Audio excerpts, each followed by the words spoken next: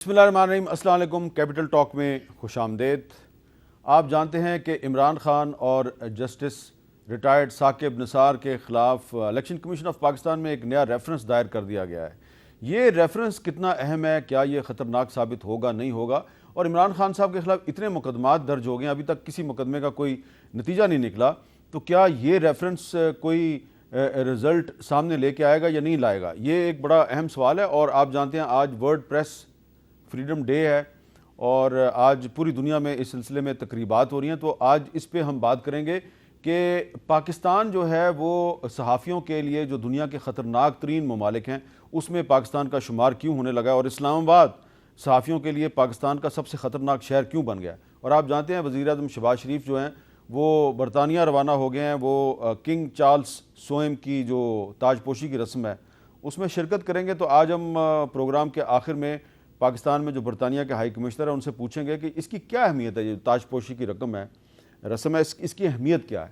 لیکن آج ہم گفتگو کریں گے دو ایسے صحافیوں سے، ایک کو عمران خان کے دور میں گرفتار کیا گیا، تشدد کا نشانہ بنایا گیا، اور دوسرے کو شہباز شریف صاحب کے دور حکومت میں گرفتار کیا گیا۔ ہمارے ساتھ موجود ہیں جناب محسن بیگ صاحب، کسی تعارف کے محتاج نہیں ہیں، ان کو عمران خان صاحب کے دور میں گرفتار کیا گیا، اور شاہد اسلم صاحب جو ہیں یہ ابھی کچھ ہفتہ پہلے گرفتار ہوئے تھے، ریلیز ہوئے ہیں، اور آج ورلڈ پریس فریڈم ڈے پہ آج بھی یہ اسلام آباد کی ایک عدالت میں پیشی بھگت کے آئے ہیں، اس لیے ہم نے آج ان کو دعوت دی ہے۔ تو ہم بیگ صاحب بہت سی باتیں کریں گے، سیاست پہ بھی آپ سے بات کریں گے۔ پہلے ذرا یہ بتائیں کہ آپ کی جو گرفتاری ہوئی تھی، بڑی آپ کے ساتھ مار دھاڑ بھی ہوئی تھی، وہ حکم کس نے دیا تھا؟ بہت شکریہ میر صاحب۔ وہ تو اس وقت کا ایک ناخدا اپنے آپ کو یہ سمجھ رہا تھا کہ شاید میں سدا اس ملک پہ حکمرانی کروں گا، بہت ہی فاشسٹ ذہن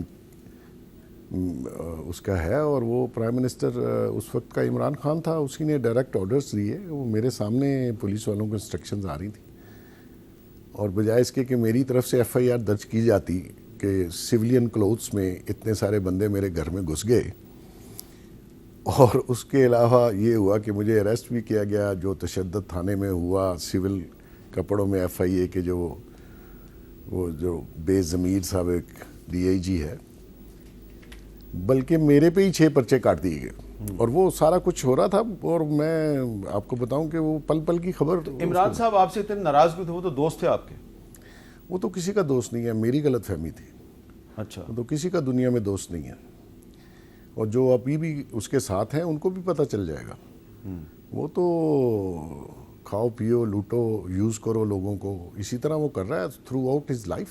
تو یہ بات درست ہے کہ جب آپ ایک جیل کے تھانے میں تھے تو وہاں پہ جب آپ پہ تشدد کیا گیا تو اس کی ویڈیو فلم بنا کے ان کو دی گئی تھی؟ جی، وہ میرے پاس بھی ہے۔ اچھا، میں نے بھی حاصل کی جب میں بیل پہ باہر آیا، اور اسی کے بیس کے اوپر وہ ایف آئی اے والے اسٹے پہ اسٹے لے رہے ہیں، میرا بھی وہ کیس ہے ان کے خلاف، تو انشاءاللہ بہتری ہوگی۔ تو ایف آئی اے ابھی بھی اسٹے پہ اسٹے لے رہی ہے؟ ابھی بھی اسٹے پہ اسٹے لے رہی ہے، اور ظلم دیکھیے کہ گورنمنٹ چینج ہوگی، لیکن یہ ایسی بیوروکریسی ہے۔ یہ تھا میرا موضوع آج، یہ ہے۔ اور دوسری بات ہے میر صاحب کہ یہ آپ کو فورس کرتے ہیں، یہ سسٹم آپ کو فورس کرتا ہے کہ آپ پھر دوسری سائڈ سے جا کے اپنا سکور سیٹل کریں۔ اس کے اوپر یہ کہتے ہیں لا ہینڈ میں لے لیا۔ ہماری دفعہ لا ہینڈ میں لینا ہے، مطلب اب آپ سسٹم سے کھیلیں، آپ زیادتی بھی کریں، اور پھر آپ بچنے کی بھی کوشش کریں، اور جوڈیشری اللہ معاف کر دے اسٹے پہ اسٹے دیتی ہے، وہ اس سسٹم کی جو لکوناز ہے اس کو پروٹیکٹ کرتی ہے، اور وہ کہتی ہے کہ آپ آؤٹ آف کورٹ اور آؤٹ آف لا جا کے سیٹلمنٹ کریں۔ رانا ثناءاللہ بھلے آپ کا دوست ہو لیکن وہ آپ کو انصاف نہیں دلا سکتا۔ اس ملک میں انصاف تو پھر آپ ایک ہی طریقہ ہے، یا تو آپ طالبان سے جا کے مدد حاصل کریں، ادروائز یہاں تو عام آدمی کو انصاف ملتا ہے۔ آپ بتا دیں، یہ کورٹس جو کھلی ہوئی ہیں انصاف بانٹتی ہیں۔ تو پچھلا 1 سال ہو گیا عمران کی حکومت کو ختم ہوئے، اور ابھی تک آپ ایف آئی اے کا کچھ نہیں بگاڑ سکے؟ نہیں بگاڑ سکے، اور میں آپ کو بتا دوں کہ میں اندر سے بہت ہی جو ہے وہ گرفتہ ہوں۔ آگے چلتے ہیں۔ شاہد اسلم صاحب، آپ کو اس لیے گرفتار کیا گیا کہ آپ پہ الزام یہ ہے کہ جی آپ نے سابق army chief general Qamar Javed Bajwa صاحب کے جو ایسٹس کی انفارمیشن ہے اس کو لیک کیا، اور آج بھی آپ پیشی بھگت کے آئے ہیں۔ جی، تو میں آپ سے بھی یہی سوال کروں گا کہ آپ کو تھوڑے دن پہلے ایف آئی اے نے گرفتار کیا تو کچھ پتہ چلا کہ یہ باجوہ صاحب جو ہیں وہ آپ کو گرفتار کرانے میں کیسے کامیاب ہوئے؟ دیکھیں مجھے میر صاحب بہت شکریہ پہلے تو آج ایک اہم دن کے حوالے سے بلانے کے لیے. دوسری بات یہ ہے کہ یہ جو آپ کہہ رہے ہیں نا کہ باجوہ صاحب کیسے کامیاب ہوئے، آنیسٹلی اسپیکنگ مجھے تو اس کا آئیڈیا نہیں ہے، لیکن الزام جو ہے مجھ پہ وہ بڑا مضحکہ خیز ہے. اور شاید پاکستان کی تاریخ کا میں واحد جرنلسٹ ہوں، کیونکہ جرنلسٹ ہمیشہ کسی نہ کسی کیس میں ظاہر رگڑے تو یہاں پہ جرنلسٹوں کو لگتے رہے ہیں، لیکن آج تک شاید یہ الزام کسی صحافی پہ نہیں لگا تھا کہ اس نے پیسے دے کے یعنی کہ رشوت دے کے ایک سرکاری محکمے سے ریکارڈ نکلوایا ہے، ایف بی آر سے. ایف بی آر سے. یہ مجھ پہ الزام ہے. اور دوسرا کہ وہ ریکارڈ میں نے نکلوا کے آگے کہیں باہر اس کو وہ ٹرانسمٹ بھی کیا ہے. یہ بنیادی طور پہ مجھ پہ الزام ہے. اور میں خود حیران ہوں آج تک کہ ان کے پاس آج تک، میں 5 مہینے ہو گئے ہیں 6 پیشیاں بھگت چکا ہوں، آج بھی میں پیشی بھگتا کے آیا ہوں. ظاہر ہے میں ایک ذمہ دار شہری ہوں اس ملک کا، اور جس طرح باقی لوگوں پہ اس ملک کے لا اپلیکیبل ہیں مجھ پہ بھی بینگ جرنلسٹ بھی اپلیکیبل ہیں.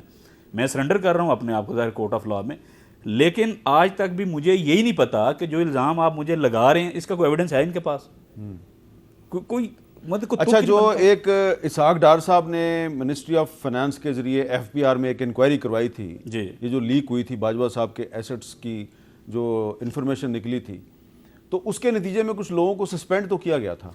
وہ دیکھیں جہاں تک بات ہے نا، اس میں بالکل ایک بڑے میسو لیول پہ ایک مین ہنٹ ہوا تھا جب یہ رپورٹ پبلش ہوئی نومبر کے آخر میں، اور اس پہ 18-20 لوگوں کا ایک پینل بنا تھا جس میں آپ کی انٹیلیجنس، تمام انٹیلیجنس کے ٹاپ براس کے لوگ تھے وہاں پہ، اور اس کے ساتھ ساتھ ایف بی آر اور گورنمنٹ کے لوگ بھی کچھ تھے.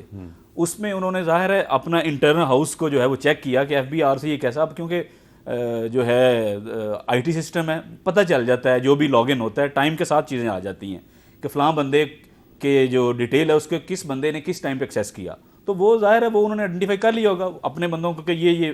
لیکن اس میں ایک اور انٹرسٹنگ چیز ہے، یہ جو بندے انہوں نے پکڑے ہیں یا جس کو بھی پکڑے ہیں، یہ صرف ان کو ایکسیس نہیں ہے ان چیزوں تک. ایف بی آر کا ایک کمشنر جو ہے جس کے انڈر جو ہے 1,500-2,000 اگر بندہ ہے جس کو نوٹس دینے ہیں انہوں نے، جنہوں نے ان کے جو ریٹرن کے حوالے سے معاملات دیکھنے ہیں، تو وہ اپنے سٹاف کو 2,000 بندے کو خود سے نوٹس نہیں کر سکتا.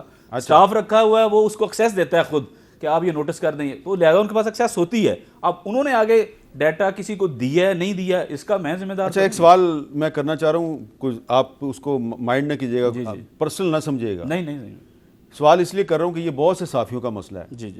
آپ نے جب آپ کو گرفتار کیا گیا تو آپ ایک ٹی وی چینل میں باقاعدہ کام کر رہے تھے، آپ ایک انویسٹیگیٹو جرنلسٹ تھے. میری انفارمیشن یہ ہے کہ اب آپ کو نوکری سے فارغ کر دیا گیا.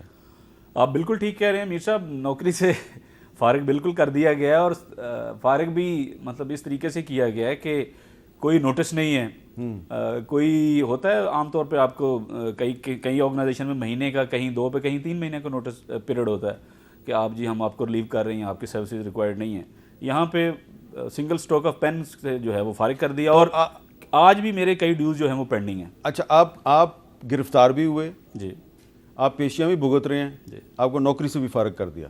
بالکل ایسے ہی ہے. تو یہ میں نے آپ کو اس لیے آج میں نے شاہد اسلم کو پروگرام میں دعوت دیا کہ اس دور حکومت میں یہ ان کو ایف آئی اے نے گرفتار کیا ایک ایسے الزام میں جو کہ بہت ہی ایک بھونڈا الزام ہے، اور پھر یہ پیشیاں بھگت رہے ہیں، نوکری سے بھی فارغ ہو گئے ہیں. لیکن جو ورلڈ پریس فریڈم انڈیکس کی جو رپورٹ آج جاری ہوئی ہے فریڈم ڈے پہ، اس میں پاکستان کی رینکنگ جو ہے وہ تھوڑی سی بہتر ہو گئی ہے، لیکن پاکستان جو ہے اس کو دنیا کے خطرناک ترین ممالک میں ابھی بھی شامل رکھا گیا. اس کی کچھ تفصیل میں آپ کو بتاتا ہوں کہ پاکستان جو ہے وہ صحافیوں کے لیے 5واں خطرناک ترین ملک قرار دیا گیا ہے آر ایس ایف کی لیٹسٹ رپورٹ میں. اور یہ کہا گیا کہ پاکستان میں گزشتہ 20 سال کے دوران 93 صحافیوں کو قتل کیا گیا ہے، اور 2022 میں پاکستان پریس فریڈم انڈیکس میں 180 ممالک کی فہرست میں 157ویں نمبر پہ تھا، اور 2023 میں پاکستان 150ویں نمبر پہ آ گیا. 7 درجے پاکستان کی رینکنگ بہتر ہوئی ہے. بھارت 2022 میں 150ویں نمبر پہ تھا، اور 2023 میں بھارت 161ویں نمبر پہ چلا گیا. بھارت کی رینکنگ 11 درجے نیچے چلی گئی ہے، اس میں ڈکلائن آیا ہے.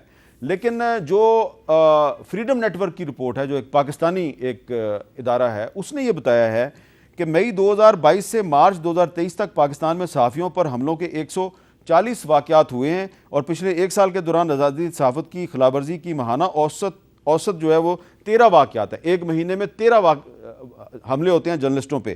56 واقعات کے ساتھ دارالحکومت اسلام آباد پاکستان میں میڈیا کے لیے سب سے خطرناک ترین شہر ہے. پنجاب دوسرے نمبر پہ ہے, خطرناک ترین صوبہ ہے, اور سندھ جو ہے وہ تیسرے نمبر پہ ہے, اور اس کے بعد پھر KPK کا نمبر آتا ہے. اور صحافیوں کو دھمکیاں دینے میں سیاسی جماعتیں پہلے اور ادارے دوسرے نمبر پہ ہیں. تو اور بھی اس کی ڈیٹیل ہے. اب مجھے یہ بتائیں محسن بیگ صاحب کہ یہ جو ایک فریڈم نیٹ ورک نے کہا ہے کہ صحافیوں کو دھمکیاں دینے میں سب سے زیادہ انوالومنٹ پولیٹیکل پارٹیز کی ہے, کوئی ایک پارٹی نہیں, ساری پارٹیز, کبھی کوئی کبھی کوئی. یہ کیا اچیومنٹ ہوتی ہے کسی پولیٹیکل پارٹی کو آپ کی ٹرولنگ کر کے؟ میں دیکھ رہا تھا کل پرسوں ایک بہت لائر ہیں PTI کے مشہور لائر ہیں, وہ آپ کی بھی ٹرولنگ کر رہے تھے. بیسیکلی میر صاحب یہاں پہ پولیٹیکل پارٹیز اگر آپ ان کی منشا یا ان کے منشور کو ٹو کریں, ان کی لائن ٹو کریں, ان کو فیور دیں تو وہ آپ کے ساتھ ہیں. اگر آپ سمجھیں کہ وہ آپ نے کوئی ٹرو سٹوری یا ان کا کوئی سکینڈل یا ان کی کوئی ایسی چیز کر دی ہے تو نیچرلی. لیکن ایک اور مسئلہ بھی ہے, ان کا تو نام آ جاتا ہے, نمبر بھی آ جاتا ہے, تصویر بھی آ جاتی ہے. تو جو بغیر نمبر والے دھمکیاں دیتے ہیں ان کا تو اس میں رپورٹ میں ذکر نہیں ہوگا, کیونکہ ان کا نہ نمبر آتا ہے نہ تصویر آتی ہے. تو وہ میرے خیال میں پولیٹیکل پارٹی سے وہ چیز زیادہ ہے اور اس کا کوئی سدباب نہیں ہے. اب یہ ہے کہ میں یہ سمجھتا ہوں کہ کچھ بہتری یہ آئی ہے کہ چلیں FIA صحیح, کم سے کم بندہ اپیئر ہوتا ہے کورٹ میں, تھوڑا بہت کوئی گھر والوں کو آسانی ہو جاتی ہے, کوئی لائر کوئی تنظیمیں ہماری پہنچ جاتی. پہلے تو بندہ غائب ہوتا تھا, پتہ ہی نہیں چلتا تھا کہاں گیا, آپ کو بھی پتہ ہے. تو میرے خیال میں اس حساب سے کچھ تھوڑا سا سسٹمیٹیکلی کوئی شعور آنا شروع ہوا ہے معاشرے میں. لیکن حکومت تبدیل ہونے سے صحافیوں کے حالات تبدیل نہیں ہوتے. دیکھیں وہ بالکل ایسا ہے کہ کیونکہ یہ جو ہماری اسٹیٹ ہے, ریاست ہے, ریاست کے اپنے بہت سارے مسائل ہیں. اب آپ کسی ایک محکمے کو یا ایجنسی کو مد الزام نہیں ٹھہرا سکتے, کیونکہ پورا سسٹم کولیپس ہو چکا ہوا ہے, اور اس کو بہتری کرنے کے لیے, اس میں بہتری لانے کے لیے بڑا ٹائم درکار ہے. اور اس میں ہم لوگوں کا بھی, ہمیں بھی اس میں بہت زیادہ پارٹیسپیٹ اور کام کرنا پڑے گا تاکہ اس میں بہتری آئے. اچھا شاہد صاحب یہ بتائیں کہ آپ کا ایک خود بھی ایکسپیرینس ہے, کیا جوڈیشری صحافت کی آزادی کو محفوظ رکھنے میں کامیاب ہوئی ہے؟ یہ ان کی ذمہ داری نہیں ہے؟ امیر صاحب اس میں دیکھیں, جوڈیشری نے ہماری آزادی پروٹیکٹ کیا کرنی ہے, ان کی تو اپنی آزادی پروٹیکٹ نہیں ہے. آپ دیکھیں نا جس طرح کی آڈیوز وغیرہ آ رہی ہیں اور ججز کے حوالے سے یا ان کے فیملی ممبرز کے حوالے سے, یہ اس وقت معزز جج جو ہیں سپریم کورٹ کے قاضی فائز عیسیٰ صاحب, جب ان کا کیس چل رہا تھا نا تو وہ چیخ رہے تھے, وہ پیٹ رہے تھے اپنے ان بردر ججز کے سامنے, آرگو کر رہے تھے کہ یار میری سرولنس ہو رہی ہے, خدا کا خوف کریں, یہ دیکھیں اس معاملے کو. لیکن اس وقت یہ ججز نے بالکل اس معاملے پہ ان کو کوئی سپورٹ نہیں کیا. آج دیکھیں الٹی گنگا بہنی شروع ہو گئی. آج جو اس وقت اس طرف بیٹھے ہوئے تھے, آج ان کی اپنی فیملی کے لوگوں کی آڈیوز آ رہی ہیں. تو جو ججز اپنی پروٹیکشن نہیں کر کے ہمیں انہوں نے کیا پروٹیکٹ کرنا ہے. اس کی ایک اور مثال میر صاحب کہ ارشد شریف شہید, آج کا دن دیکھیں ان کی مناسبت سے اس کو منسوب بھی کیا گیا پاکستان میں. بات یہ ہے کہ انہوں نے چیف جسٹس آف پاکستان کے نام لیٹر لکھے, پریزیڈنٹ کے نام بھی لیٹر لکھے اپنی شہادت سے پہلے یا پاکستان سے جانے سے پہلے. اگر وہ لیٹر اس وقت ٹیک اپ ہوتے, ابھی تو کیا ہوتا ہے کہ یہاں سے کوئی پولیٹیکل پارٹی کمپلینٹ ادھر لے کے جاتی ہے, کوئی درخواست پٹیشن لے کے جاتی ہے, ساتھ ہی نمبر لگ جاتا ہے, اگلے دن ٹیک اپ ہو جاتا ہے, بینچ بن جاتا ہے. تو ایک صحافی, اور دیکھیں نا وہ اتنی بے دردی سے مارا گیا وہ بندہ, کیا اگر یہی ججز اس کمپلینٹ کو ٹیک اپ, اس کی پٹیشن کو ٹیک اپ کرتے, اس کو پروٹیکٹ کرتے اس بندے کو, آج شاید ارشد شریف زندہ ہوتا. اچھا یہ جو ارشد شریف کا جو معاملہ ہے, اس پہ آپ کی, میں نے ایک جگہ پہ آپ کی بات سنی ہے, آپ کہتے ہیں جی کہ ارشد شریف کا جو معاملہ ہے اس میں سراغ لگایا جا سکتا ہے. جی, تو کیسے سراغ لگایا جا سکتا ہے؟ میر صاحب دیکھیں وہ بڑا بنیادی سی بات ہے ایک تفتیش کے حوالے سے, کہ پہلی بات تو یہ ہے کہ جب بھی کوئی جرم ہوتا ہے یا کوئی مرڈر ہوتا ہے خاص کر کے, تو آپ سب سے پہلے بینیفیشری دیکھتے ہیں کہ اس جرم کا بینیفیشری کون ہے, آپ ان کو انویسٹیگیٹ کرتے ہیں. اور اس کیس میں خاص کر کے دیکھیں کہ جو ارشد شریف صاحب کی پاکستان سے جانا, ان کو کنونس کیا جانا کہ آپ کی جان کو بڑا خطرہ ہے, اور اس بنیاد پہ وہ باہر گئے, وہ بنیادی طور پہ ایک لیٹر تھا جو CTD KPK کا تھا. وہ لیٹر 5 اگست 2022 کو جاری ہوا. میری یہ اسیسمنٹ ہے اور میری یہ کچھ پولیس والوں سے بھی بات ہوئی ہے کہ وہ تھریٹ الرٹ جو ہے اس میں رولے ہیں. وہ جس بندے نے جاری کیا ہے, سب سے پہلے کوئی بھی سب انسپیکٹر چلا جائے پولیس کا, کوئی ڈی ایس پی چلا جائے, کوئی اچھا جس کو وہ سائن کرنے والا تو ڈی آئی جی ہے, وہ بے شک ڈی آئی جی ہے, لیکن وہ ملزم بھی تو ہے نا. اس کے پاس وہ چلا جائے, اس سے پوچھے کہ بھائی صاحب آپ نے یہ لیٹر جاری کیا تھا تھریٹ الرٹ ارشد شریف کے لیے کہ تمہاری جان کو خطرہ ہے, ٹی ٹی پی کا کوئی سپلنٹر گروپ آ رہا تمہیں مارنے, تو بھاگ جاؤ. میں کہتا ہوں اس بندے کو بٹھا لیں, اس کو انویسٹیگیٹ کریں. میں کہتا ہوں پہلا سر آپ کو وہیں سے ملے گا کہ وہ تھریٹ الرٹ کیسے جاری ہوا, اس کو جاری کروانے میں پیچھے کسی کا رول تھا یا نہیں تھا, یا کون لوگ ملوث تھے, وہ اس بندے سے پہلی کڑی آپ کو مل جائے گی. اچھا, اب اس میں ارشد شریف کے ساتھی اور ان کے دوست خاور گھمن صاحب جو ہے ورشن ہے اس سارے معاملے پہ, ذرا خاور گھمن صاحب کا ورشن بھی سن لیں. کیونکہ اب یہ 100 موٹر نوٹس ہو چکا ہوا ہے اور اس کے اوپر ایک جی آئی ٹی بیٹھی ہوئی ہے جس مختلف اطراف سے وہ انویسٹیگیشنز کر رہے ہیں. اب سارے کا سارا جو فوکس ہے اور بال ہے اس وقت سپریم کورٹ کے کوڈ کے اندر ہے. اب جو آج پی ایف یو جے کے فورم کے اوپر ساری کی ساری بات یہ ہو رہی ہے کہ موجودہ جو ہماری قیادت ہے پی ایف یو جے کی اور صحافی یہ سمجھتے ہیں کہ ہمیں حکومت وقت یہ جو انویسٹیگیشن کر رہی ہے اس سے امید نہیں ہے. تو اس سارے کو معاملے کو جو ہے اس کو آگے کس طرح بڑھایا جا سکتا ہے, اس کے اوپر ایک جو سجیشن ہے وہ یہ ہے کہ یو این کو انگیج کیا جائے. اور یو این کو اگر آپ انگیج کرنا ہے, ظاہر ہے اس کو حکومت وقت کو وہاں اس کو لیٹر لکھنا پڑے گا, نہ صرف لیٹر لکھنا پڑے گا بلکہ وہاں انوائٹ کرنا پڑے گا کہ یہ ایک کیس ہے, ظاہر ہے انٹرنیشنل لیول کی اس کے اوپر ساری کی ساری انویسٹیگیشن ہونی چاہیے, تو بلایا جائے, یو این کو انگیج کیا جائے اور تمام جو لوگ ہیں جو اس کے اندر سسپیکٹ ہیں جن کے اوپر شکوک و شبہات کا اظہار ہے ان سے پوچھا جائے, انویسٹیگیشن ہو. اچھا بیگ صاحب, خاور گھمن صاحب نے ایک تجویز دی ہے, ظاہری بات ہے یہ تجویز کوئی ہر دوست جو ہے وہ اپنے دوست کے قاتل کا سراغ لگانے کے لیے تجویز دے گا, لیکن پاکستان میں ہم نے دیکھا کہ محترمہ بینظیر بھٹو شہید ہوئیں تو یو این کا کمیشن آیا, اس نے انکوائری کی, رپورٹ بھی دی, لیکن کچھ ہوا نہیں. تو یو این جو ہے وہ اس میں کوئی بریک تھرو کر سکتا ہے؟ میر صاحب میرے خیال میں تو نہیں کر سکتا. بیسیکلی جنہوں نے بھی یہ مرڈر پلان کیا بہت ہی کوئی کریمنل ایکسپرٹیز کے ذہن تھے جنہوں نے ان کو بڑے ٹرک سے باہر بھجوایا اور دوسرے ملک میں جا کے مرڈر کیا گیا. اب کیونکہ پاکستان میں کیس رجسٹرڈ ہوا, ان کی ڈیڈ باڈی آئی, پوسٹ مارٹم بھی یہاں پہ ہوا, لیکن مرڈر جو ہے وہ ایک ایسے ملک میں ہوا جہاں آپ کو وہ پورا تعاون آپ سے انویسٹیگیشن میں انہوں نے نہیں کیا. اس میں کوئی شک نہیں ہے ارشد واپس نہیں آ سکتے, لیکن اس کے قاتلوں کا پتہ چلنا اور اس کی فیملی کو, اس کے بچوں کو اس کی ساری انویسٹیگیشن اور ایک قرار واقعہ سزا ملنی ہے تاکہ ان بیچاروں کو سکون آ سکے اور لوگوں کو پتہ چلے کہ اس کے پیچھے کون تھا. لیکن میرا خدشہ ہے کہ یہ مرڈر ٹریس نہیں ہوگا کیونکہ انہوں نے اس طریقے سے اس کو پلان کیا گیا. اب ارشد ہی بتا سکتا تھا کہ یہ سارا جو ڈرامہ اس کے ساتھ انہوں نے کیا کہ آپ یہاں سے جائیں, میں یہ سمجھتا کہ ان کو جانا نہیں چاہیے تھا, ان کو ادھر ہی رہنا چاہیے تھا تاکہ کچھ لوگوں کا پتہ بھی چل جاتا اور یہاں اپنی پروٹیکشن لیتے. لیکن کسی نے تو ان کو اکسایا کہ آپ یہاں سے نکلیں اور فیسیلیٹیٹ کیا ایئرپورٹ تک آگے سب چیزیں, تو نیچرلی اس کا ٹریس ہونا بڑا مشکل ہے. لیکن بیگ صاحب پتہ سب کو ہے کہ کون اس میں انوالو ہو سکتا ہے, اور اگر جس طرح جمال خاشق جی ایک سعودی ترکی میں جرنلسٹ تھا, اس کو ترکی میں قتل کیا گیا, تو اس کا مقدمہ جو ہے وہ پیپلز ٹریبیونل چلا رہا ہے اب دی ہیگ میں, اور ان کی نیمنگ بھی ہو رہی ہے اور ان کی شیمنگ بھی ہو رہی ہے. تو یہ کبھی نہ کبھی یہ پاکستان میں بھی تو ہو جائے گا. میرا خیال میں آپ کی اور میری زندگی میں شاید نہ ہو. اچھا چلیں. اچھا لیکن یہ بتائیں آپ کہ آپ کو کیا لگ رہا ہے, تھوڑی سی سیاست پہ بات کر لینا, کہ عمران خان اور ثاقب نثار صاحب جو ہیں ان پر ایک ریفرنس فائل کیا ہے ملک احمد خان صاحب نے اور عطا تارڑ صاحب نے, الیکشن کمیشن میں ریفرنس فائل کیا ہے کہ یہ جو ثاقب نثار صاحب کے بیٹے نے کی ایک آڈیو آئی ہے جس میں وہ ایک ٹکٹ کا سودا وودا کر رہا ہے, تو اس پہ ان دونوں کے خلاف کارروائی کی جائے. یہ ہو سکتی ہے کارروائی؟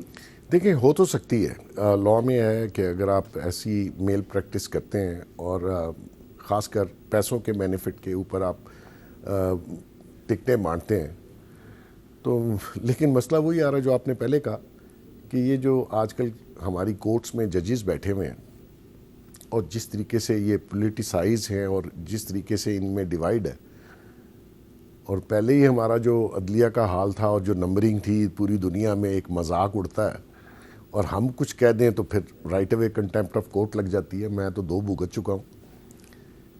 بہت ہی برا حال ہے. اور میں سمجھتا ہوں کہ معاشرے میں جو ایک کسی بھی سیٹ پہ بیٹھے ہوئے شخص کی عزت اور احترام تھا وہ انہوں نے خود ختم کر دیا. اچھا برا نہ منائیں. آپ کو آپ کے بقول عمران خان کے حکم پہ گرفتار کیا گیا, آپ کو حوالات میں تشدد کا نشانہ بنایا گیا. آپ نے بھی تو زور لگایا ہوگا نا کہ عمران خان جو ہے وہ اس کو کسی کیس میں گرفتار کر لیا جائے, یا خواہش کی ہوگی.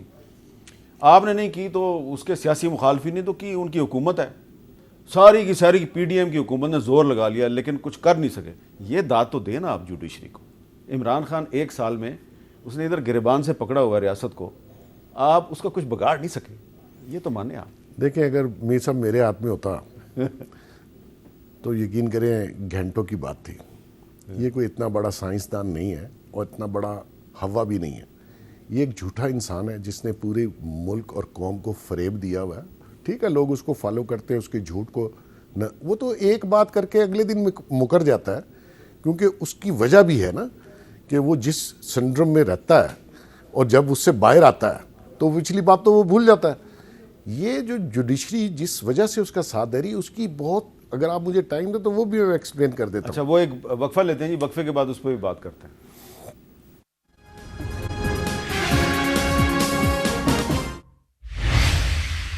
کیپٹل ٹاک میں دوبارہ خوش آمدید. شاہد اسلم صاحب, آپ آج کل کیونکہ نوکری سے فارغ کر دیا گیا آپ کو تو آج کل آپ وی لاگ کر رہے ہیں یوٹیوب پہ. ہاں جی, بڑا آپ نے ایک انویسٹیگیٹو وی لاگ کیا ہے, اس میں آپ نے کچھ سپریم کورٹ کے سٹنگ ججز کے بارے میں کچھ دعوے کیے ہیں, تو سارے ثبوت ہیں آپ کے پاس؟ سر دعوے نہیں ہیں, وہ بالکل ان کا جو ہے لکھا ہوا سارا وہ موجود ہے میرے پاس, سارا ایویڈنس ہے. جی جی ڈاکومنٹس ہیں, اور وہ مزے کی بات یہ ہے کہ وہ پبلک ریکارڈ کا حصہ ہیں. وہ یہ نہیں ہے کہ صرف میری الماری میں پڑے ہوئے ہیں یا کہیں سیو ہیں, وہ کہیں نہ کہیں پبلک ریکارڈ کا حصہ بھی ہیں. اور یہ انفارچونیٹ ظاہر ہے کہ اس پہ کبھی اس طریقے سے چیزیں آگے گئی نہیں کبھی. تو اس میں آپ نے ثاقب نثار صاحب کے بارے میں بھی کافی کچھ باتیں کی ہیں. جی, تو آپ کو لگتا ہے کہ یہ ثاقب نثار صاحب کے خلاف ایک قومی اسمبلی میں بھی ایک انکوائری کمیٹی بن گئی ہے, اب ریفرنس بھی دائر ہو گیا الیکشن کمیشن ثاقب نثار صاحب کے خلاف کیا کارروائی کرے گا؟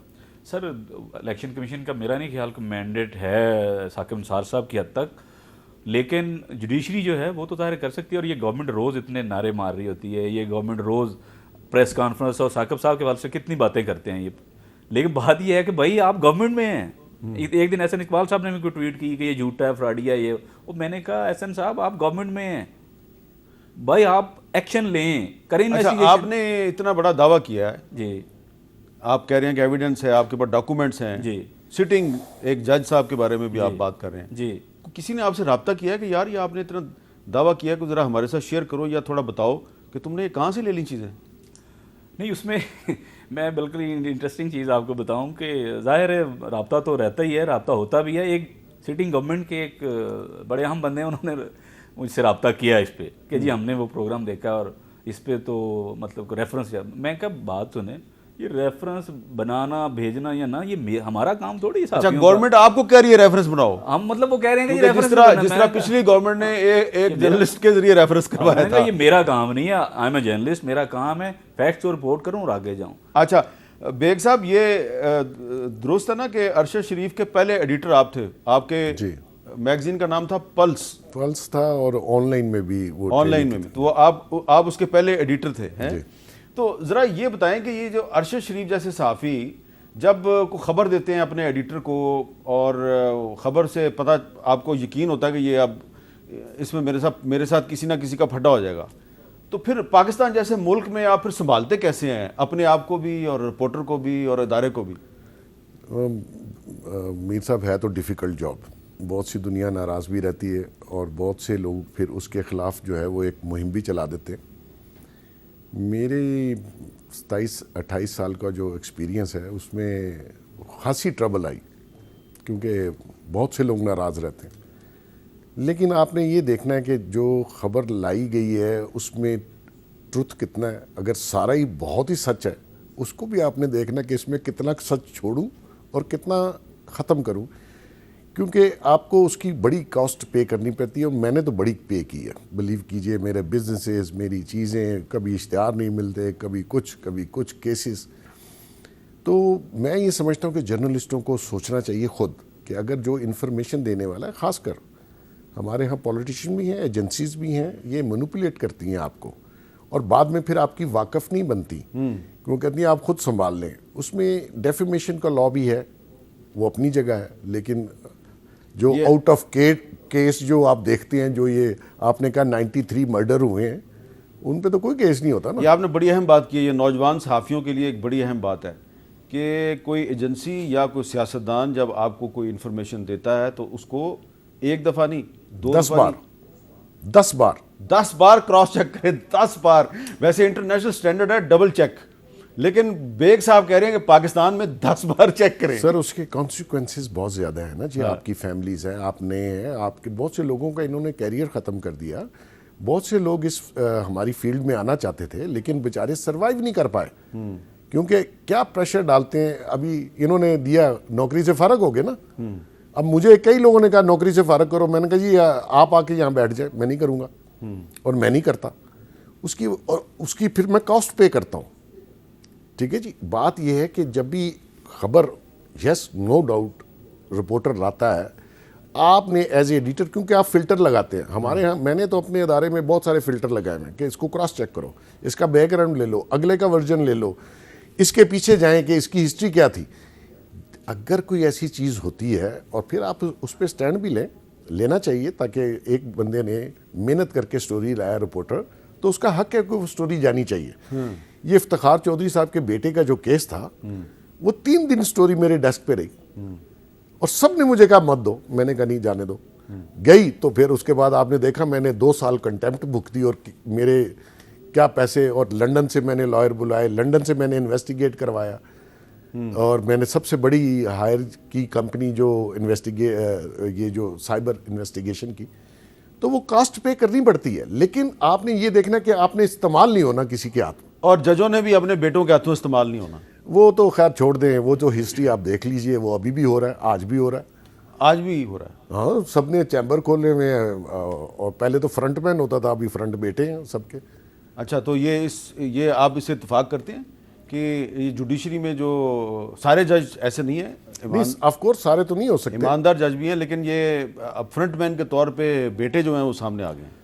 دیکھیں میر صاحب، اس کی ظاہر ایک پرسیپشن تو سوسائٹی میں بن رہی ہے، اور اس کا بڑا آسان سا حل ہے کہ چاہے وہ ثاقب صاحب ہوں، چاہے جو نقوی صاحب ہیں سپریم کورٹ کے جج، ان کے حوالے سے بھی ریفرنس بھی آیا ہوا ہے. اور یہ کل بھی بات ہوئی، میں کورٹ روم نمبر 1 میں تھا جب یہ 8 رکنی بینچ سن رہا تھا ایک پٹیشن. بات یہ ہے کہ یہ پرسیپشن کو ڈسپیل کرنے کا، اس کو ختم کرنے کا بڑا آسان سا فارمولہ ہے کہ انویسٹیگیشن کریں نا، اور ریفرنس آیا ہوا ہے، آپ اس ریفرنس کی تحقیق کرائیں.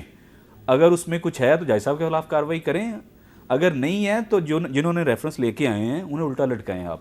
کہ ججوں کو بدنام کرنے کا یہ کسی کو رائٹ نہیں دینا چاہیے. لیکن اگر ججز پہ الزام ہے تو وہ آپ دبا کے، مطلب وہ ریفرنس جو ہے وہ بیٹھ جائیں. کل چیف صاحب یہی کہہ رہے تھے کہ جب تک میں جج کو نہیں روکوں گا بیٹھنے سے کسی بینچ میں، جب تک میں اس کا ٹیک اپ نہیں لوں گا، اس ریفرنس کی کوئی حیثیت نہیں ہے. اس پہ آپ کیا کہیں گے جی؟ اور آپ سپریم جوڈیشل کونسل میں ریفرنس دیکھیے، 10 15 سال سے پڑھے ہیں لوگ، ریٹائر ہو کے انجوائے کر کے پینشن بھی لے رہے ہیں. وہ آج تک ٹیک اپ ہی نہیں کیا سپریم جوڈیشل کونسل نے. اور آج بھی آپ کر لیں، یہ تو پٹیشن ایک دن دیتے ہیں جو اپنی فیور کی ہے، اگلے دن نمبر لگ کے فوراً سماعت بھی شروع ہو جاتی ہے. ادھر کیا ہوتا ہے؟ آپ وہاں نہیں سارا دن لوگوں کو بھاشن دیتے ہیں، آپ ایسے کرو، لا، آئین، یہ وہ. آپ کے لیے کوئی آئین نہیں ہے، آپ کے لیے کوئی ضابطہ اور قانون نہیں ہے، آپ جو مرضی کریں. تو یہ ہے جوڈیشری کا حال. میر صاحب یہ ملک ایسے نہیں برباد ہوا. نہیں، لیکن میں نے آپ کو پہلے بھی سوال کیا تھا، میں دوبارہ سوال کو دہرانے کی جسارت کر رہا ہوں کہ پچھلے دور میں ہم نے دیکھا کہ شہباز شریف صاحب ایک دفعہ گرفتار ہوئے کئی مہینے کے لیے، دوسری دفعہ گرفتار ہوئے کئی مہینے کے لیے، احسن اقبال، خواجہ آصف، یہ سارے کئی مہینے کے لیے گرفتار. آپ نے کافی دن گزارے جیل میں، 24 دن اڈیالہ جیل میں آپ تھے، اڈیالہ جیل آپ کو بھجوا دیا. لیکن ہم نے دیکھا کہ عمران خان صاحب اور ان کے ساتھی جو ہیں 2 دن 3 دن، زیادہ سے زیادہ 5-6 دن. تو یہ عدلیہ کا ایک پازیٹیو پہلو نہیں ہے؟ پازیٹیو، ہاں، اس کو آپ پازیٹیو کہتے ہیں. نہیں، آپ نے آپ پہ بھی غلط مقدمہ تھا، تو آپ 24 دن کے لیے چلے گئے تو وہ کنڈیمیبل ہے، لیکن آج کے دور میں بھی غلط مقدمہ ہے، ان پہ غلط مقدمہ ہے. دیکھیں آپ کتنے دن رہے جی جیل میں؟ میں میر صاحب ٹوٹل ملا کے 7-8 دن کی کسٹڈی میں تھا. ہاں تو 7-8 دن کی کسٹڈی ان کی بھی تھی. دیکھیں میر صاحب، غلط مقدمہ تو کسی پہ نہیں بننا چاہیے. میں اس کا خود وکٹم رہا ہوں، یا یہ رہے ہیں یا آپ رہے ہیں، تو میں یہ سمجھتا ہوں کہ نہیں ہونا چاہیے. جو جائز مقدمہ ہے اس کو پھر چلنا چاہیے، اس کا منطقی انجام پبلک کو نظر آنا چاہیے، انصاف ہوتا ہوا نظر آئے. فیور نہیں، اپنی مونوپلی اور یا گھر کی کسی سفارش پہ نہیں، آپ انصاف کیجئے، لوگوں کو نظر آئے گا. اور یہاں جو ہو رہا ہے، اور ایک ظلم اس گورنمنٹ نے یہ کیا کہ آتے ساتھ نیب کا لا ختم کر دیا. کیونکہ خان صاحب نیب کے لا سے سب کو اندر کر رہے تھے، اور نیب کا لا ایسا 90 دن کے لیے بک ہو گئے، اس کے بعد ضمانت نہیں ہوتی، پھر اوپر تک جاؤ. موجیں لگی ہوئی تھی وکیلوں کی اور سب کی. اگر آج وہ لا ہوتا اور اس کے تحت یہ پی ٹی آئی والے پکڑے جاتے تو پھر ان کو پتہ چلتا. اور عمران خان ہر جلسے میں کہتا ہے اس لا کو ختم کرو. تو یہ سرٹن فرق ہے کیسز میں. اور پھر دوسری بات یہ ہے کہ وہ جو میں نے آپ کو بتایا کہ ایجنسیز پہلے اٹھا کے لے جاتی تھیں اور ان کو کوئی جج نہیں بلاتا تھا پوچھنے کے لیے کہ بندہ کہاں گیا، آپ کو سب سے زیادہ پتا ہے. اب یہ ہے کہ ایف آئی اے اور پولیس والے کہہ دیتے ہیں اسی نہیں پڑھیا، یہ انہوں نے کہتے تانوں پڑھیا. اس کا مطلب ہے کہ آج کل ایجنسیاں بندے نہیں اٹھا رہی. نہیں، لیکن وہ مونس لائی صاحب نے کہا کہ وہ جو پرویز لائی صاحب کا ایک دوست جو ہے اس کو اینٹی کرپشن نے پکڑا تھا تو اس کو ایجنسیاں چھین کے لے گئی ہیں اینٹی کرپشن سے. وہ تو آج ان کا بندہ اینٹی کرپشن سے چھین کے لے گئے پرویز لائی وغیرہ. جو ان کا بندہ ارسٹ تھا اس کو ہاسپٹل لے جا رہے تھے. اس کو دیکھیں مسئلہ وہی آ رہا ہے. میں کیس ٹو کیس نہیں کر رہا، میں جنرل بات کر رہا ہوں کہ اگر کسی کے خلاف غلط ایف آئی آر یا کیسز بنائے جائیں گورنمنٹ کی طرف سے، وہ ہمیشہ وہ میرا دشمن بھی ہو، میں سمجھتا ہوں نہیں ہونا چاہیے. لیکن جو جائز کیسی ہے اس میں جوڈیشری ڈنڈی نہیں مارے. پھر قانون کے اب آپ دیکھ لیں وہ کسی کیس میں پیش نہیں ہو رہا. میں جب میرے پہ کیسز چل رہے تھے تو مجھے یاد ہے ایک بوکس سا کیس میرے پہ انہوں نے غیر قانونی اسلحے کا بھی ڈال دیا، حالانکہ میرے پاس لائسنس دیا، ہر چیز دی، انہوں نے پھر بھی ڈال دیا. میں نے سب چیز پرووائڈ کر دی کورٹ کو، ابھی تک فیصلہ نہیں ہو رہا. تو میں باہر گیا، اس نے میرے وارنٹ نکال دیے. میں واپس آیا، میں نے کہا میں تو پیش ہو کے گیا ہوں. اس نے کہا دیکھا نہیں آپ کو کسی نے. یہ گھنٹہ 3 گھنٹے اس کا انتظار کرتے ہیں. یہ کون سی کورٹس ہیں؟ یہ آج بھی یہی ہوا، وہ پیش نہیں ہوا. اس نے کل پرپسلی اپنی ٹانگ کا بہانہ بنا لیا. کون سی ٹانگ ہے جو 8 مہینے سے ٹھیک نہیں ہوئی جی؟ وہ کون سا گولی تھی جو جس سے آج تک اس کی ٹانگ ٹھیک نہیں ہوئی؟ ہاں یہ ہے کہ جو ڈرگ لوگ یوز کرتے ہیں اس پہ ہیل ہونے میں ٹائم لگتا ہے، لیکن مسئلہ یہ ہے کہ آپ نے پھر اس کو کل کا ٹائم دے دیا.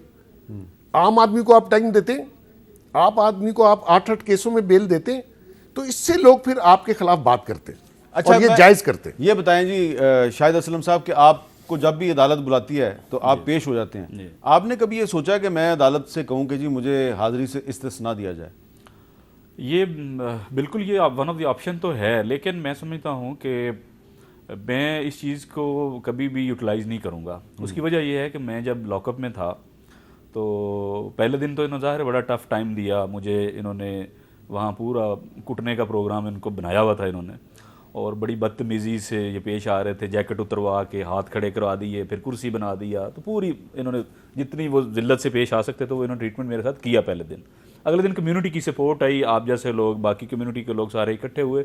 جب میں کورٹ میں گیا تو اس سے ظاہر یہ بیک فوٹ پہ چلے گئے. اس کے بعد انہوں نے کہا جی شاہد صاحب تمہیں کھانا بھی کروں آ جائے گا، شاہد صاحب تمہیں اسی کمبل بھی منگوا دینے کروں، آپ نے میرے آفس میں سونا ہے، یہ ہونا ہے وہ. میں نے کہا نہیں، لاک اپ میں کہ ایسی نہیں پڑے. میں نے کہا آپ کو یہ کہا تھا کہ کسی اور دے کہنے تے پڑے. سر مجھے تو جب میں گیا ہوں نا یہاں سے ہتھ کڑی کھولنے سے پہلے، جب میں ادھر ایف آئی آیا ہوں نا، ہتھ کڑی کھولنے سے پہلے انہوں نے مجھے بتا دیا کہ میں کہا یار تسی، میں بلکہ میں نے ان کو پوچھا نا، میں نے کہا یار مجھے آپ بلاتے تو میں خود آ جاتا، آپ اتنا پیٹرول آپ ضائع کر کے. اور ڈی جی ایف آئی اے آپ کے براہ راست آپ کے جاننے والے ہیں؟ جی وہ ظاہر کیونکہ میں بیٹ کور کرتا ہوں تو ان سے تعلق ہے. میں نے جب ان کو کہا میں کہا بلاتے تو میں خود آ جاتا. تو وہ جو ایو تھا اور باقی لوگ تو کہتے ہیں نہیں آرڈر یہ ایسی انہوں تھرو کے لے آؤ، انہوں ڈریگ کر کے، تاکہ پوری کمیونٹی نو میسج آئے کہ آئندہ اس طرح دے کام دے نیڑے. اچھا آپ کو بھی ایف آئی اے نے گرفتار کیا، بیگ صاحب آپ کو بھی ایف آئی اے نے گرفتار کیا، تو اس کا مطلب یہ ہے کہ ایف آئی اے جو ہے وہ پولیٹیکل وکٹمائزیشن کا ایک ٹول بن چکا ہے. بن چکا ہے، اور میں آپ کو بتاؤں کہ اس میں بہت ساری کالی بھیڑیں ہیں جن کا احتساب ہونا بڑا ضروری ہے. کچھ لوگ ان کو پروٹیکٹ کر رہے ہیں اپنے مقاصد کے لیے. میں لگا ہوا ہوں، میں نے پیچھا نہیں چھوڑنا until I take them to task, اور یہاں میں ان کی نوکریوں کو چیلنج کروں. مقصد یہی ہے کہ آپ لوگ نا معافی دے دیتے ہیں، لوگ پیچھے ہٹ جاتے ہیں. ججز بھی کہتے ہیں معاف کر دیو. اپنے ساتھ ہو تو میں دیکھوں گا کیسے معاف کرتے ہیں یہ لوگ. معافی نہیں ہونی چاہیے ان کو، بالکل عدالتوں میں طریقے سے قانونی طریقہ. ہاں قانونی طریقہ نہ ہوا تو پھر کوئی دوسرا طریقہ، لیکن ہونا چاہیے. اچھا، اب آخر میں یہ بتائیں کہ سپریم کورٹ اسلام آباد میں ہے، اسلام آباد میں ہائی کورٹ بھی ہے، اسلام آباد میں لوئر کورٹس بھی ہیں، اسلام آباد میں پارلیمنٹ ہاؤس ہے، ٹھیک ہے جی، اسلام آباد میں فیڈرل گورنمنٹ بیٹھی ہوئی ہے، لیکن اسلام آباد پاکستان کے صحافیوں کے لیے ایک خطرناک ترین شہر ہے، بالکل فریڈم نیٹ ورک کی رپورٹ کے مطابق. کیوں ہے؟ اس میں میر صاحب دیکھیں، اس میں بنیادی وجہ پتہ ہے کیا ہے؟ جتنے بھی سب سے زیادہ کیسز ہوئے ہیں نا، اس میں استعمال ہوئی ہے آپ کی فیڈرل انویسٹیگیشن ایجنسی. اور یہ آف لیٹ یہ ہم دیکھنے میں آیا ہے، کیونکہ اس میں استعمال کیا چیز ہو رہی ہے؟ پیکا، Pakistan electronic crimes act, cyber crime جو ہے ایف آئی اے کا ونگ، اس کو استعمال کر رہے ہیں کسی ٹویٹ کے چکر میں، کسی وی لاگ کے چکر میں، کسی کمنٹ کے چکر میں، یا کسی پوسٹ کے چکر میں.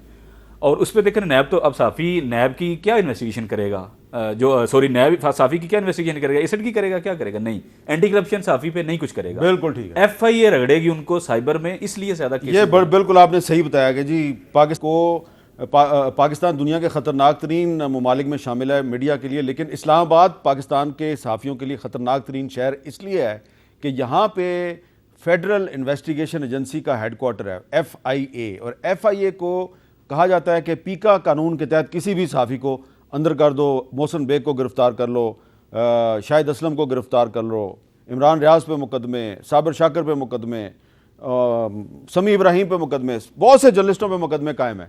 تو اس لیے فریڈم نیٹ ورک نے پاکستان کے دارالحکومت کو صحافیوں کے لیے خطرناک ترین ملک قرار دیا ہے. تو یہ سپریم کورٹ کے چیف جسٹس صاحب کو اس پہ بھی کبھی غور کرنا چاہیے کہ ایسا کیوں ہے کہ ان کی ناک کے نیچے ایک ادارہ جو ہے روز کسی نہ کسی کو اٹھا کے لے جاتا ہے.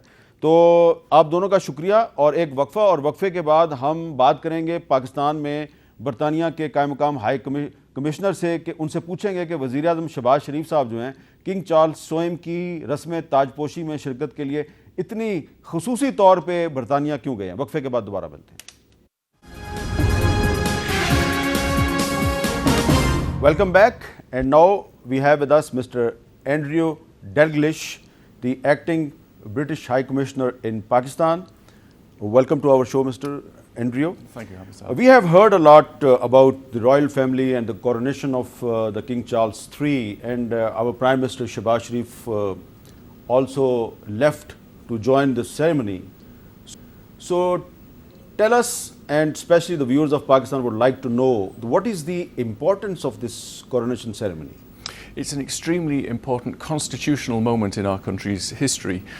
It's been taking place over the last 900 years in Westminster Abbey, and it's the first one that we've had for 70 years because the late Queen Elizabeth reigned for a very long time. But it's the moment where the country recognises King Charles III as our head of state and crowns him as such. And it's a moment where King Charles commits himself to the service of the country and of the Commonwealth. It's also a religious ceremony. It's happening in a church led by the Archbishop of Canterbury, as an act witnessed by God. And how many head of the states are expected to join the ceremony? We'll have a large number coming, certainly from across the Commonwealth, from around the world. Over 200 nations, realms, territories will be represented at the ceremony. So it really is going to be a very big moment. And High Commissioner, please tell us why 2023 is a major year for Commonwealth in Pakistan.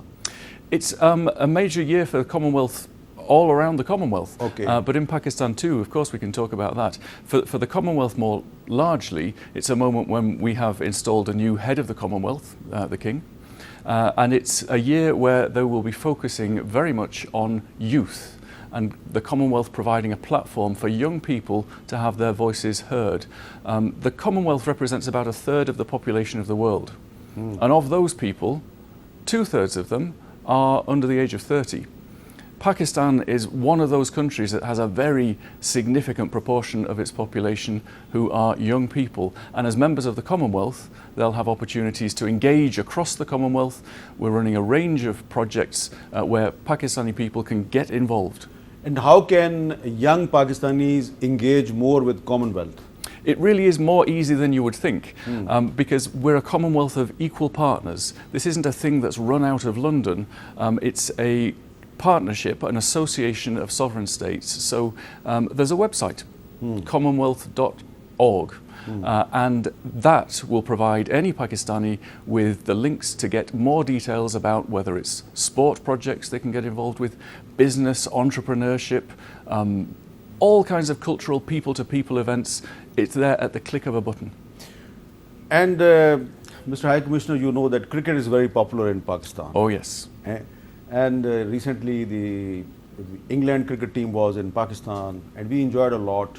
So can we expect that Pakistani cricket team is also visiting England very soon? You'd have to ask the Pakistan Cricket Board, but you can be absolutely sure that they would be given a very warm welcome. I think that England fans, as well as Pakistan fans, recognise that the tour that took place at the end of last year was some of the finest cricket that we have seen. It doesn't matter who you supported, the cricket was outstandingly good. So I would be delighted if the Pakistan team came to England. Okay, in the end, please tell us what you and your High Commission is doing, organising for celebrating this coronation. Yes, well, as I said, it's the first time we've done this for 70 years, so it really is a big moment in the High Commission's life as well. On Saturday, the day of the coronation, we will hold a ball, which is going to be more of a party atmosphere than it is of a formal event. And in keeping with the King's desires and with the intention of the Commonwealth, we'll be inviting a lot of young people to celebrate with us as well. So there'll be a ball on Saturday night. On Sunday, we will be engaging in the Big Help initiative. This is where the Commonwealth has said, we're all part of society, we're all part of communities. We need to remind ourselves to give back to those communities as well as taking. So my High Commission and other volunteers from Pakistan will be engaged in planting 56 trees, one for each member state of the Commonwealth, in the Rose and Jasmine Garden in Islamabad, installing some benches, creating a beautiful place where the community can enjoy themselves. And I came to know through my very reliable sources that you tried to cook a Pakistani dish in the recent past. Were you successful? I was under the watchful eye and very expert guidance of Sophia, who taught me how to make dal, and taught me in such a way that I now have the confidence to go home and make it for my wife. So yeah, very good indeed. Very good. Thank you very much, Mr. Andrew Dalglish. Thank you, Hamid. नाज़रीन इजाज़त दीजिए, अल्लाह हाफ़िज़.